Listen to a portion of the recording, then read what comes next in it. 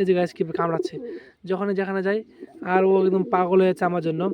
তো ভাইটা হচ্ছে আমাকে বলছিল যে আমি হচ্ছে আমার কবুতরটা যেখানে সেখানে নিয়ে যাই। তো তো হচ্ছে সবাই আমার কবুতরটা কাঁধে কাঁধে নেয় বা এখানে ওখানে নেয়। হ্যালো গাইস, আসসালামু আলাইকুম। তো আজকে আবার একটা নতুন ভিডিও নিয়ে আপনাদের সামনে চলে আসছি। তো আজকের ভিডিওটা হচ্ছে একটা ভাইয়ের কমেন্টের ওপর ভিডিওটা। তো একটা ভাই কমেন্ট করেছিল যে আমার কবুতরকে আমি সব সময় নিয়ে বেড়াই কাঁধে করে এবং অন্যজনের কাছেও দিই, তো এতে আমার কোনো সমস্যা হবে কি না। তো কিছুদিন আগে একটা ভাই আমাকে আবার কমেন্ট করেছিল যে ভাই আমার কবুতরটা সবার কাছে যায় এবং সবাই যেখানে সেখানে নিয়ে চলে যায়, এই জন্য আমি কি করব, আমার কথা শুনে না। তো তার আগে আমারটাকে আমি দেখি আগে উত্তর দেওয়ার আগে। এই যে গাইস কামড়াচ্ছে, আমারটা কামড়াচ্ছে গাইস। এই যে গাইস দেখুন আমারটা কামড়াচ্ছে, আর আমারটা পাগল হয়ে যায় গাইস, সঙ্গিনী নেওয়ার জন্য পাগল হয়ে গেছে, সঙ্গিনী পাওয়ার জন্য খুব পাগল। আমার আর পিছা ছাড়ে না গাইস, যখনই যেখানে এই যে গাইস কীভাবে কামড়াচ্ছে যখনই যেখানে যাই, আর ও একদম পাগল হয়েছে আমার জন্য। তো ভাইটা হচ্ছে আমাকে বলছিল যে আমি হচ্ছে আমার কবুতরটা যেখানে সেখানে নিয়ে যাই। তো তো হচ্ছে সবাই আমার কবুতরটা কাঁধে কাঁধে নেয় বা এখানে ওখানে নেয়, তো এতে কোনো সমস্যা হবে কি না। তো দেখো ভাই, তুমি তোমার কবুতরটা সবাইকে দিতেই পারো ভালোবেসে, বা সবাই নিতেই পারে, এই কারণে এগুলো হচ্ছে এমন জিনিস দেখলে সবাই নিতে চাইবে। তার মধ্যে দরজাটাকে আওয়াজ করছে, এটা আপনারা কিছু মনে করবেন না, কেননা আমার দিকের আবহাওয়াটা বেশ সুন্দর এবং খুব সুন্দর পরিবেশ, একটা বাতাস। তো হচ্ছে তোমার কবুতর তুমি যাকে তাকে মানে এগুলো এরকম জিনিস যে দেখে সেই নেয়। আর আমার কবুতরটা আমি সবসময় তাকে ছেড়ে রাখি, সবসময় ছাড়া থাকে, ওই জন্য যে আসে তার মাথাটাতে বসে, কিন্তু এখন আর বসে না, এখন শুধু আমার কাছে থাকে।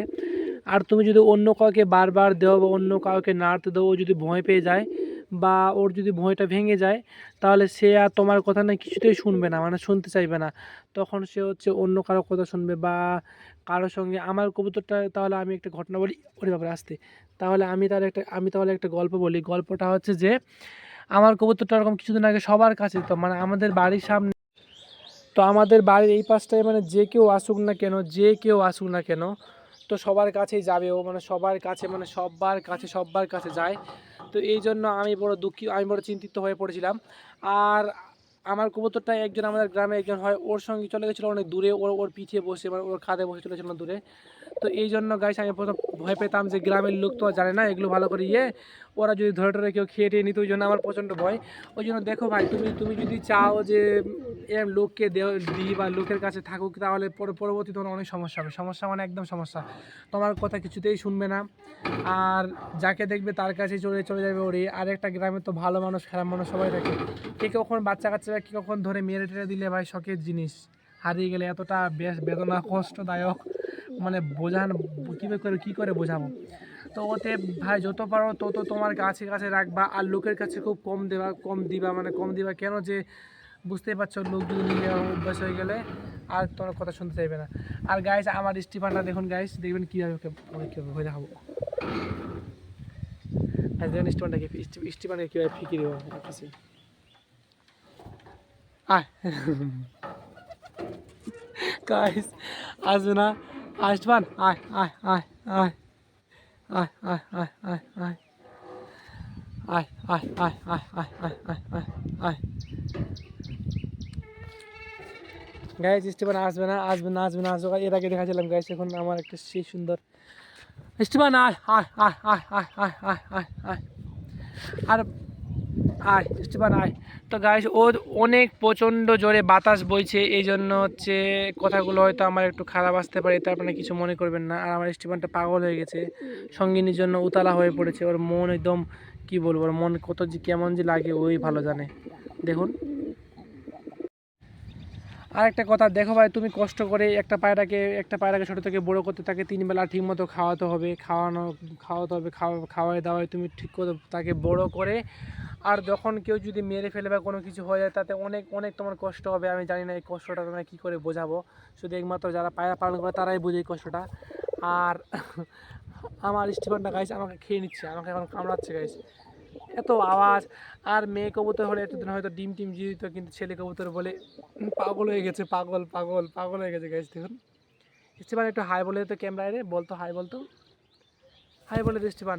আর আমার থেকে স্টিফানের ফ্যান ফলোয়ার অনেক বেশি গাইস, অনেক অনেক অনেক বেশি। দেখুন স্টিফান দূরে থাকবে না কিছুতে, আমি আবার স্টিফানকে ধরে দেবো গাইস। দেখবেন স্টিফানকে ধরে আমি আবার দূরে দিয়ে দেবো।